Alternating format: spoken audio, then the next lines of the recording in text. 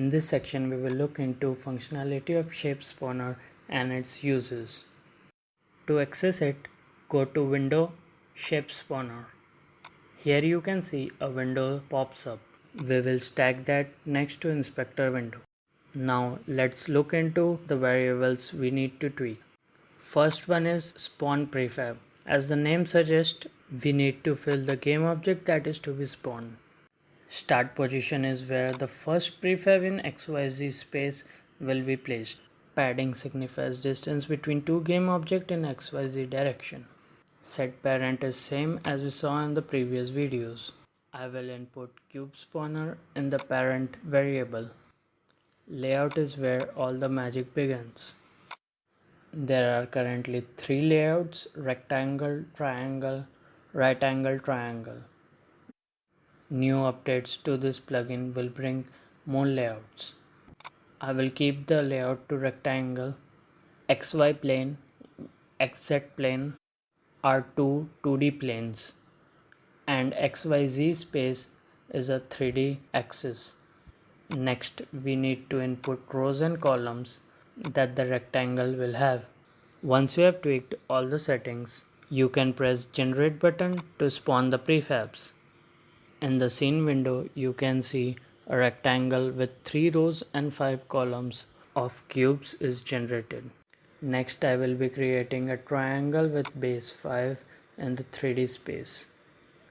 Let's change the layout to triangle and axis to XYZ and base as 5. Cool, isn't it? You can go about experimenting with all the values and creating some amazing shapes. If you are wondering where to use it, you can use it to spawn large amount of enemies in MMO and RPG games, or if you need to spawn game object with consistent distance between them, you can achieve that easily and save significant amount of time. Now let me drag your attention to the pooler section. When we set add to pooler to true, two more variables tag and can expand will appear. So let's put the tag as pyramid and let's set can expand to true. Before pressing on generate button, you must select object pooler prefab, otherwise it will throw error. So let's select the object pooler and press generate button. Now let's check the inspector for object pooler. Here you can see a new element is added with the tag pyramid and with all the settings required.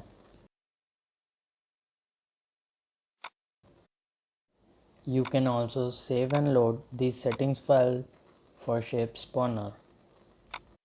These files are stored under resource, data, shape spawner. At last, I would say this plugin can be used in any game that you make. It has been tested with over 50 games, small and mid-level. I also encourage you to follow us on Instagram at @IndieMount, where you will find gaming news, indie game reviews, and much more. We also have a website and we are planning to host and monetize WebGL games. So keep a track about that also. I will return with few more plugins, games and updates. So stay tuned till then. Signing off. Thank you.